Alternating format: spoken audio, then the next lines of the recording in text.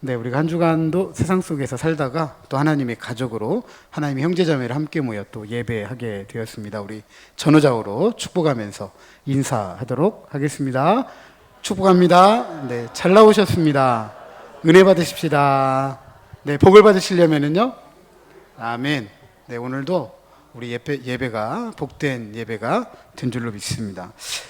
한 해를 시작하면서 위축되고 소원해진 우리들의 신앙생활 회복하기 위해서 지난 시간까지 성전에 올라가는 시편의 15편의 노래를 살펴보았습니다. 순례자, 예배자의 삶을 우리가 나누어 보았는데요.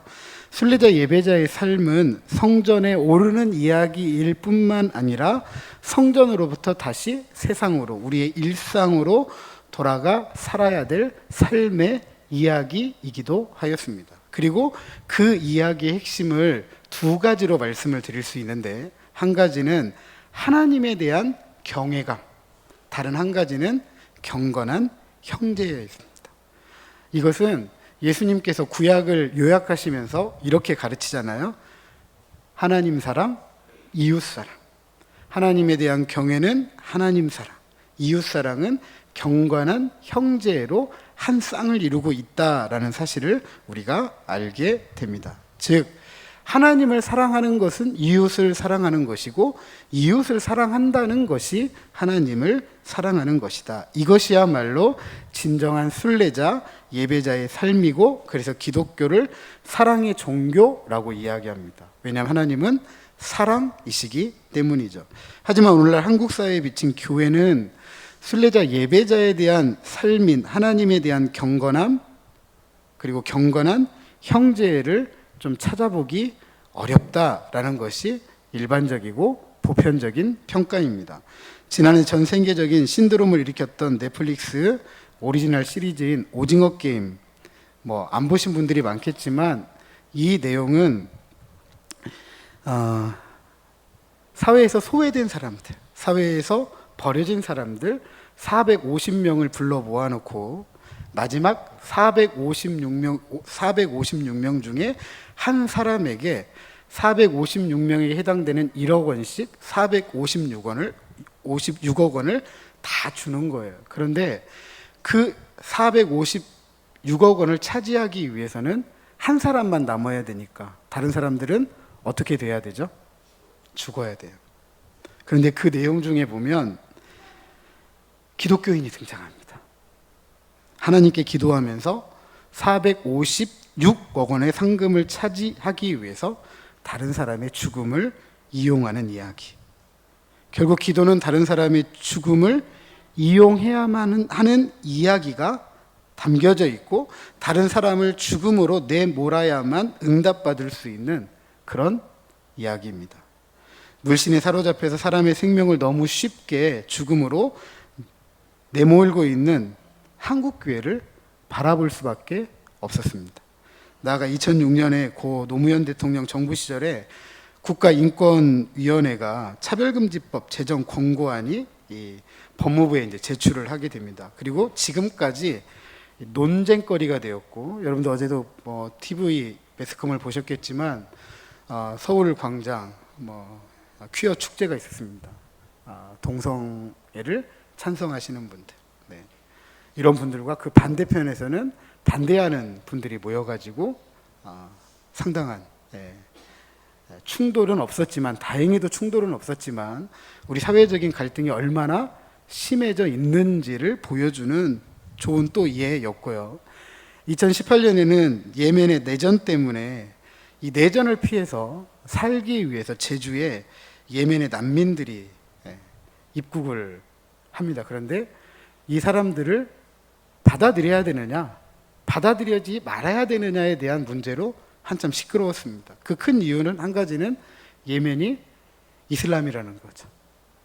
이슬람은 테러 단체이고, 그렇기 때문에 이 사람들을 받아들이면 한국에서는 테러가 일상이 되는 그런 세상을 살아갈 것이다. 이런 이유 때문에 또 받아들이지 않았습니다. 또 코로나 때문에 3년여 동안 지나가면서 얼마나 많은 이 혐오, 배제, 차별이 있는지 모릅니다. 특별히 기독교인들, 공직에 있는 기독교인들, 이런 얘기 자주 들었다고 이야기해요. 지난주에 교회 다녀왔냐고. 예. 교회 가는 게 마치 감염병을 뭐 옮아오거나 전염시키거나 뭐 이런 식의 태도 때문에 신앙생활 자체가 참 쉽지 않았다, 이런 이야기들을 참 많이 들었고요. 또 뿐만 아니라 대선 시절에 얼마나 또 시끄러웠습니까? 네. 대선 시절에 이런 사이에서 우리가 얼마나 차별, 혐오, 증오, 배제, 이런 삶들이 일상이 되다 보니까 이제는 거칠어요. 우리가 살아간다는 것 자체가 상당히 거칩니다. 그래서 이런 논란의 한 부분을 하나님 사랑, 이웃 사랑의 가치를 가지고 살아가는 순례자, 예배자인 기독교인들, 우리도 그런 세상을 살아가니까 어떻게 살아가야 될 것인가. 교회는 편견으로 얼룩진 이런 차별과 배제, 혐오, 억압이 특징으로 비춰지는 이런 세상 속에서 어떻게 회복할 수 있을까? 원래 교회의 본질적인 모습, 하나님 사랑, 이웃 사랑의 본질적인 모습을 회복할 수 있을까? 한번 생각해 보고자 합니다. 저는 이 논쟁적인 주제를 다루면서 함께 논쟁에 뛰어들자고 하는 것이 아니라, 오늘 이 빌레몬서에 등장하는 중요한 인물들이 있습니다. 빌레몬과 오네시모예요. 오늘 우리가 읽었던 구절에는 등장하진 않지만 빌레몬은 주인이고 오네시모는 종입니다. 근데 이 오네시모가 도망을 가요. 어떤 이유에서인지는 모르겠지만 많은 이제 신학자들은 이렇게 생각을 합니다. 아마 주인의 돈을 훔쳐가지고 도망갔을 것이다. 이건 그냥 상상이고요. 성경에 등장하진 않습니다. 어찌되었든지 간에 어떤 이유에서인지는 모르겠지만 종이 주인을 피해서 도망갔어요. 당시에 종이 주인을 피해서 도망가는 건 죽음에 해당되는 일입니다. 그런데 이 죽음에 해당되는 종을 바울이 만나게 되었고, 바울은 이 오네시모를 잘 양육해서 사랑받는 동역자가 되게 했고, 그 사랑받는 동역자가 된 오네시모, 주인을 버리고 도망한 이 오네시모를 다시 주인에게 보내면서 어떻게 한 사람을, 죄인인 한 사람을 공동체로 받아들이고 인정하고 용납할 수 있을까에 대한 이 이야기를 통해서 하나님에 대한 경외감과 형제에 대한 경건한 형제, 이것을 가지고 차별과 배제와 혐오와 억압 속에서 살아가는 순례자, 예배자, 어떠한 삶을 살아가야 될지 한번 이렇게 생각해 보려고 합니다. 먼저 빌레몬서의 주된 발신자는 바울입니다. 그런데 바울이 자신을 소개할 때 이렇게 소개합니다. 그리스도 예수를 위하여 갇혔다. 바울의 다른 편지에서 바울 자신을 이렇게 소개한 적이 한 번도 없습니다. 심지어 바울이 로마에 의해서 가택연금을 받고 있던 상태, 그러니까 죄수로 있던 중에도 다른 세 편지, 에베소서나 빌립보서나 골로새서에서도 이렇게 자기를 소개한 적이 없습니다. 바울은 아시다시피 뛰어난 세속 교육을 받았고 종교 교육을 받았습니다. 바리새인으로서 사내들인의 영향력 있는 회원이었고 유대교의 열렬한 수호자였죠. 그래서 그는 유대 지도자들로부터 총애를 받았고 예루살렘 유대교의 지도자가 될 사람이었습니다. 그런 그가 다메섹 길 위에서 부활하신 주님을 만나고 180도 바뀌게 됩니다. 바울의 생애가 가르치고 있는 것처럼 다메섹에서 그리스도를 만난 이후에 바울의 삶은 예수님이 하나님의 아들이라는 복음을 전하는 사명의 인생이 되었습니다. 이 사명 때문에 바울은 수고를 넘치도록 했고 옥에 갇히기도 했고 매도 수없이 맞았고 여러 번 죽을 뻔했죠. 또한 유대인들에게 40에 하나 감한 매를 5번이나 맞았다고 했고요. 3번 태장 맞았고 1번 돌로 맞았고 배 타고 가다가 3번 파손했고 그러면서 일주야를 바다 깊은 곳에서 지내고 여러 번의 강의 위험, 강도의 위험, 동족의 위험, 이방인의 위험, 시내의 위험, 광야의 위험, 바다의 위험, 거짓 형제 중의 위험 여러 번 자지 못했고 줄이고 목마르고 굶고 춥고 헐벗었다 그랬습니다. 왜 바울이 부활하신 예수님 만나고 이렇게 살았을까? 왜 바울은 그리스도 예수에게 갇힌 사람이라고 이야기했을까? 헬라 원문에 보면 그리스도 예수의 죄수라고 그랬습니다. 죄수. 이 표현은 이중적인 의미를 담고 있어요. 우리가 쓰고 있는 개역개정, 여러분이 가지고 있는 성경을 보면 그리스도 예수를 위하여, 그러니까 사명 때문에 갇혀 있다, 이런 표현이기도 하고요. 다른 의미는 그리스도 예수에게 사로잡혔다, 죄수였다, 이런 표현이기도 합니다. 예수 그리스도에 갇혀 있는 바울이기 때문에 예수님을 위해서 일하다가 예수님에게 적대적인 사람들에게 죄수가 되고 만 것입니다. 바울은 이런 표현을 통해서 자신의 희생을 강조하고 있죠. 아마도 편지를 받는 빌레몬에게도 그리스도 예수를 위한 희생의 섬김에 동참할 것을 기대하면서 썼을 수도 있겠습니다. 비록 빌레몬이 바울과 다른 처지에 있었지만 그가 처해 있는 상황에서 치러야 할 희생에 대한 요구였다는 거죠. 또한 발신자 중에는 디모데의 이름이 바울의 이름과 같이 등장합니다.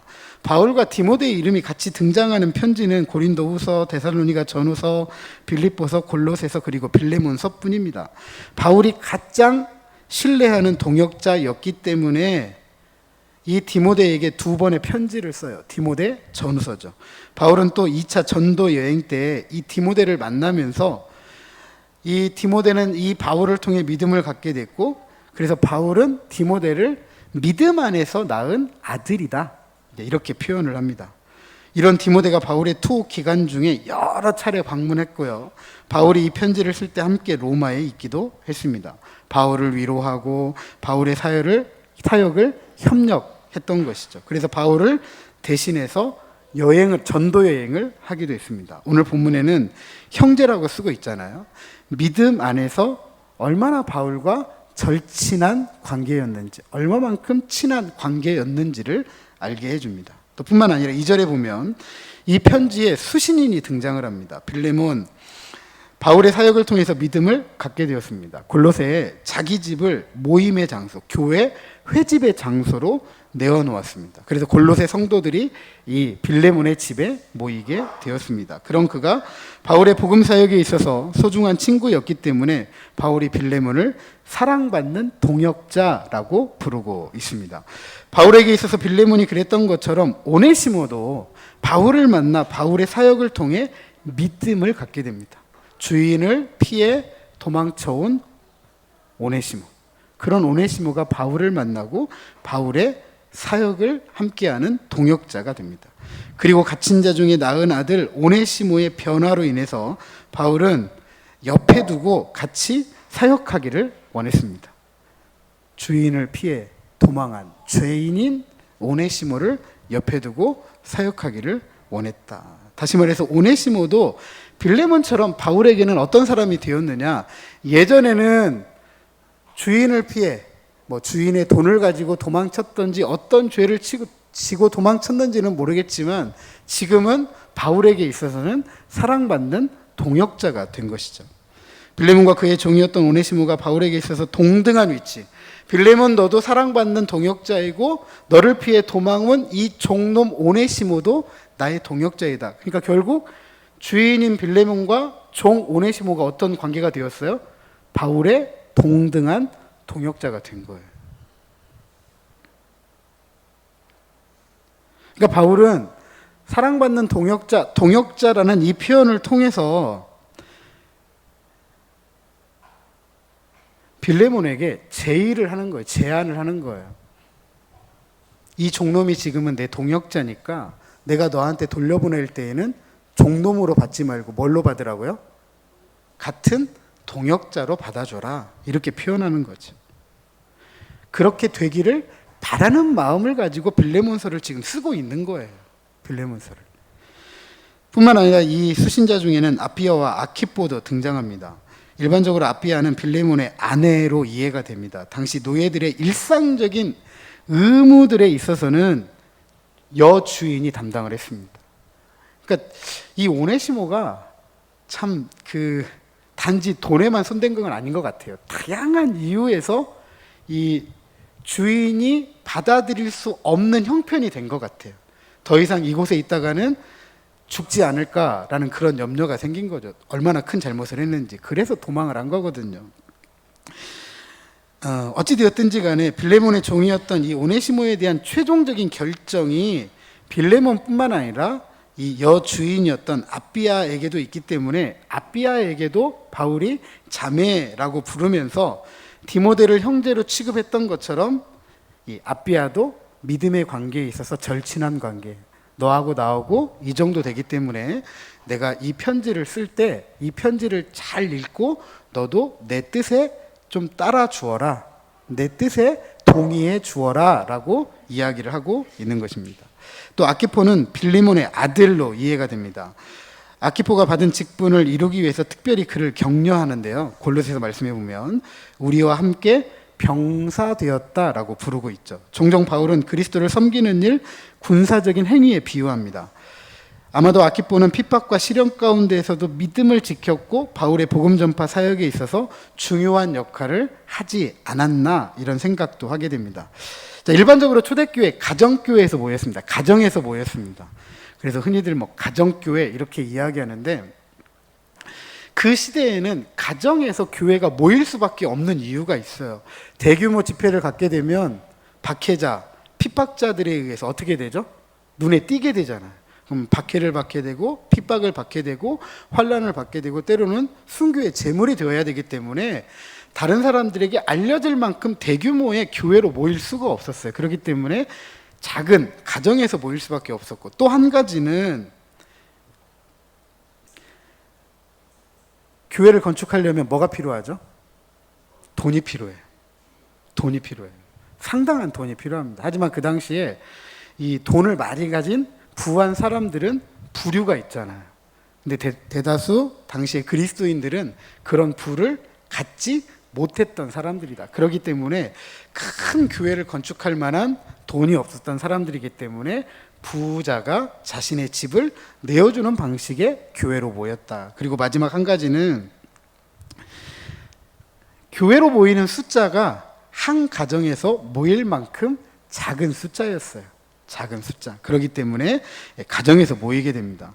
따라서 빌레몬이 자기 집을 교회로 내어놓았고 오네시모라는 노예를 두었을 정도라고 한다면 이 빌레몬의 이 경제적인 규모는 그래도 조금 산다. 네, 집을 내어놓을 정도로 노예를 둘 정도로 조금 산다. 부유하다라는 것을 알 수가 있고 오네시모에 대한 문제가 주인과 종에 대한 문제, 아주 개인적인 문제이기 때문에 실제적으로 이 편지의 수신자는 빌레몬일 거예요. 그럼에도 불구하고 오늘 본면에 보면 교회도 이 빌레몬 집에 모이는 교회도 이 편지의 수신자로 이야기를 합니다. 그 이유는 뭐냐면 빌레몬과 오네시모에 대한 이야기를 누구도 알았을까요? 빌레몬의 집에 모이는 교인들도, 교우들도 알았겠죠. 그러면 어느 한 개인의 문제가 아니라 이 문제는 교회의 문제가 되잖아요. 그래서 바울이 빌레몬뿐만 아니라 아내와 아들 그리고 빌레몬 집에 모이는 교회에게도 함께 이 문제를 공동체의 일로 이해하고 받아들이고 또 빌립보에게 권했던 것처럼 교회도 사랑받는 동역자로 받아들이기를 원하는 그런 마음으로 편지를 썼다라고 할 수가 있겠습니다. 3절에 보면 바울이 이 편지의 마지막 부분 그리고 바울이 쓴 편지의 대부분에서 표준적인 문안 인사를 쓰게 되는데 그 대표적인 문구가 뭐냐면 은혜와 평강입니다. 이런 바울의 문안 인사는 교회 공동체가 받아 누리고 있는 하나님의 은혜 그리고 하나님께서 자신의 아들인 예수 그리스도를 통해서 교회 공동체와 세우신 평강의 관계, 하나님과 화목한 관계를 충만히 이해하고 그 안에서 은혜와 평강을 풍성하게 받아 누리라는 축복의 메시지입니다. 유대 사회에서 은혜와 평강은 인간이 누리는 행복의 필수 조건이에요. 우리는 행복하게 살려면 뭐가 필요하다고 하죠?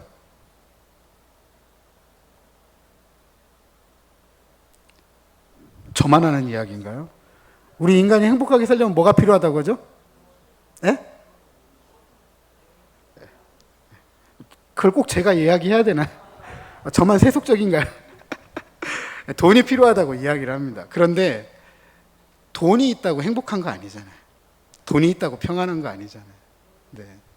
우리 그거 알면서도 그거 아니면 안 될 것 같은 세상을 살아가는 거죠. 안 될 것 같은 세상을.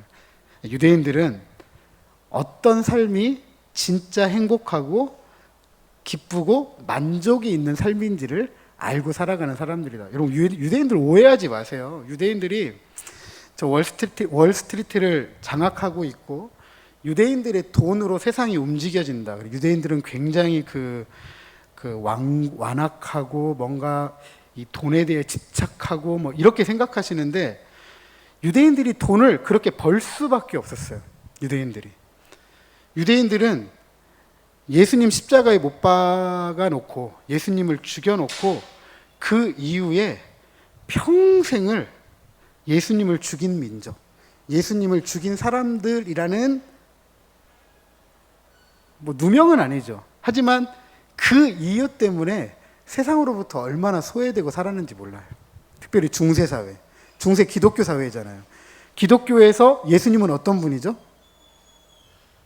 하나님의 아들. 근데 유대인들은 어떤 사람들? 하나님의 아들을 죽인 사람들. 이 기독교 사회에서 유대인들은 소외된 사람들. 오늘 우리가 나누고 있는 주제, 차별과 배제와 혐오와 증오의 대상이에요.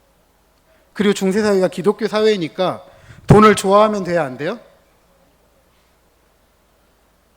돈을 좋아하면 안 돼요. 그러니까 그 돈과 관계된 일을 누가 했냐면 유대인들이 했어요. 오랜 동안 유대인들은 그것과 관련된 일을 하다 보니까 유대인들의 호주머니에는 뭐가 쌓이기 시작했냐면 돈이 쌓이기 시작한 거예요. 그리고 오늘날 그 돈으로 우리가 흔하게 말하는 것처럼 세상이 돌아간다 이야기를 하는 거죠.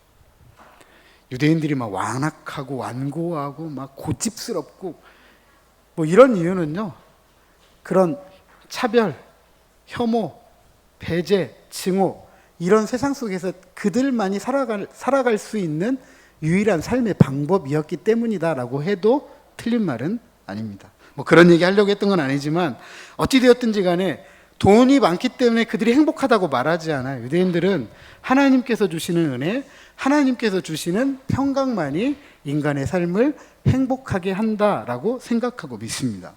은혜, 특별히 하나님께서 우리에게 베푸시는 과분한 은혜를 말해, 선물을 말합니다. 죽어 마땅한 죄인들에게 베푸시는 하나님의 인자, 자비, 사랑을 말하는 거죠. 따라 성도들은 이 은혜를 따라가면서 살아가고, 평강은 인간의 전인적인 행복의 상태를 말하는 거예요. 이전의 상태는 사람의 능력이나 사람의 힘이나 사람의 지혜로 만들어 간다라고 생각했는데, 평강은 어디로부터 주어지는 것이냐? 위로부터 주어지는 것이에요. 위로부터. 그러니까 평강은 하나님께서 우리에게 주시는 선물인 거예요. 선물.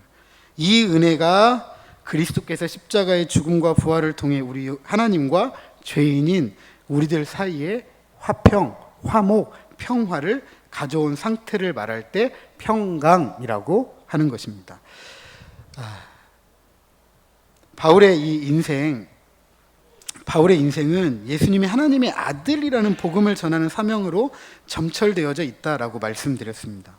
이 사명 때문에 바울은 죽음에 이르는 고통을 참아내야만 했고 사회적인 죄수가 되고 말았습니다. 그러나 그가 사회적 죄수가 된 것은 그리스도 예수의 죄수, 그리스도 예수에게 잡혔기 때문에 사회적인 죄수가 된 거죠. 그래서 바울은 외롭지 않았습니다. 죄수가 된 바울 곁에는 늘 그리스도 예수의 죄수가 된 동역자들이 있었기 때문이죠. 가장 신뢰받았던 바울의 동역자는 디모데였고, 디모데는 바울이 죄수로 갇혀 있는 동안에 바울의 복음 전하는 사명의 협력자였습니다. 따라서 그리스도 예수의 죄수가 된 그리스도인들, 성도들은 복음을 전하는 사명에 있어서 동역자, 협력자가 된 것입니다. 자, 이런 의미에서 우리 옆에 있는 분들에게 우리가 어떤 사람들인지 한번 고백하십니다. 당신은 동역자입니다. 우리는 동역자입니다. 무슨 동역자예요? 그리스도 예수의 복음을 위해서 함께 수고하는 동역자입니다. 그런 바울이 사랑받는 동역자 빌레몬에게 오늘 편지를 썼습니다. 디모데와 마찬가지로 빌레몬도 바울의 복음 사역에 있어서 소중한 친구였습니다. 그런데 빌레몬에 놓여있던 오네시모가 바울에게 있어서 사랑받는 동역자가 되어버렸어요. 여러분이 만약 주인이었다고 한다면 나를 피해 도망간 저 종놈이 동역자가 되었다라고 한들 동역자로 받아들이실 수 있겠어요? 그게 쉬운 일이겠습니까? 우리 서로 싸움만 하더라도 참 용서하기 어렵잖아요. 용납하기 어렵잖아요. 그죠? 그냥 모른 척하고 잘 지내다가도 어떤 특별한 상황과 환경이 주어지면 예전에 뭐가 떠올라요? 여기서부터 확 올라오잖아요. 그때 그 생각하면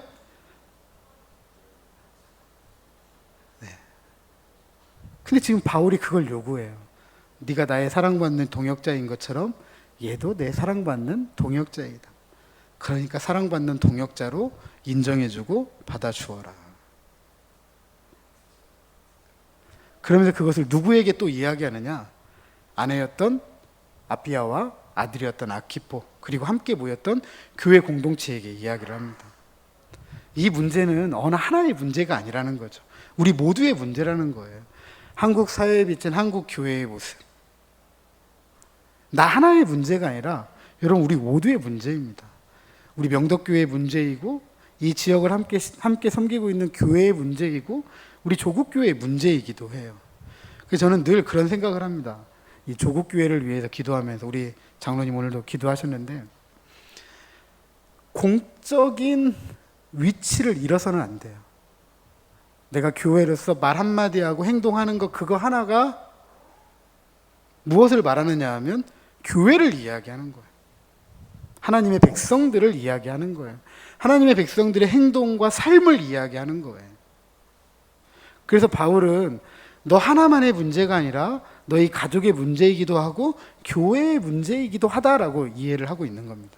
그래서 우리가 늘 우리의 사고를 좀 넓혀야 돼요. 나 하나의 문제가 아니라 너의 문제, 우리의 문제라는 사고를 가져야 돼요. 오늘날 한국 사회의 문제는 저는 그거라고 생각이 됩니다. 나 하나만 괜찮으면 돼요. 전체를 보는 눈이 없어진 것 같아요. 내일을 보는 눈이 없어지고 나라를 보고 민족을 보고 세계를 보는 눈이 없어진 것 같아요. 이건 우리나라 하나의 문제가 아닌 것 같습니다. 우크라이나에서 전쟁을 하고 있는 러시아, 강한 러시아, 그 강한 러시아를 통치하는 자기 하나, 이것만 생각하니까 곡물이 수출이 못 되고 자원들이 수출이 못 되니까 전 세계적으로 지금 인플레이션에 고통당하고 있잖아요. 그 문제가 자기 하나만의 문제가 아니잖아. 나는 괜찮으면 돼. 뭐 우리 없으면 너네 못 살잖아. 우리가 얼마나 강한지 알아? 우리 알아줘. 이런 방식의 태도가 결국 세상을 망치고 있다는 거죠. 그래도 어느 통치자이다, 그래도 강대국의 리더이다라고 하면은 어느 정도 안목이 있어야 되죠. 나 하나만이 아니고 우리 모두에 대한 생각. 근데 교회는 이 땅을 살아갈 뿐만 아니라 저 하늘을 살아가잖아요. 순례자는 하늘을 바라보고 이 땅을 살아가는 사람들이에요.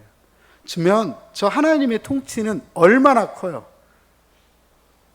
하나님의 통치는, 저 하나님의 통치는 어떤 통치예요? 한 나라, 한 민족이 아니라 우주를 통치하잖아요. 그럼 우리들의 생각은 얼마만큼 커야 돼요? 얼마만큼 커야 돼요? 얼마만큼? 우주만큼. 아멘. 아멘.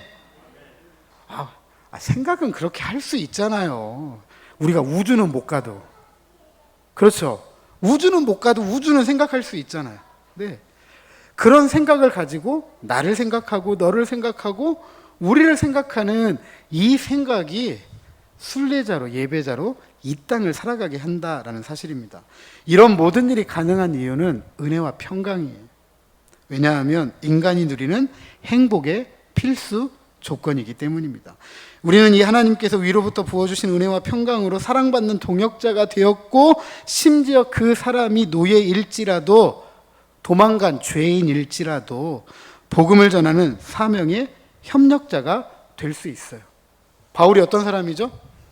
예수 믿는 사람 핍박했던 사람이잖아요. 우리가 잘 알고 있는 집사님. 누구죠? 스데반 집사님. 스데반 집사님을 돌로 쳐 죽일 때 그 자리에 있었던 사람이 바울이에요. 그런 바울이 예수님을 만나고 180도 변했어요. 근데 그런 바울을 뭘로 받아들이죠? 우리는 하나님의 복음을 전하는 사도로 받아들이잖아요.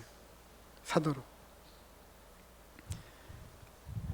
그래서 바울이 그랬던 것처럼 우리도 그리스도 예수의 죄수가 됐기 때문에 서로 위로하고 격려할 수 있는 동역자, 협력자가 될 수 있는 것입니다. 이런 삶이 순례자, 예배자가 살아가는 하나님에 대한 경외감, 경건한 형제로 풍성한 삶의 이야기이고, 이 삶의 이야기만이 편견으로 얼룩진 차별, 배제, 증오, 혐오를 버리고 하나님 사랑, 이웃 사랑을 실천할 수 있는 것입니다. 부디 하나님께서 우리에게 베푸신 과분한 이 은혜, 그리고 이 은혜로 주어진 평강을 통해 서로 용서하고 서로 위로하고 서로 격려하고 나아가서 서로를 축복하는 동역자, 협력자들이 되어서 사랑으로 죄를 넉넉히 이기고 한 사람이라도 용서하고 용납하고 하나님의 샬롬을 이 땅에 이루어가는 저와 여러분, 우리 모두가 되시기를 주님의 이름으로 축복합니다.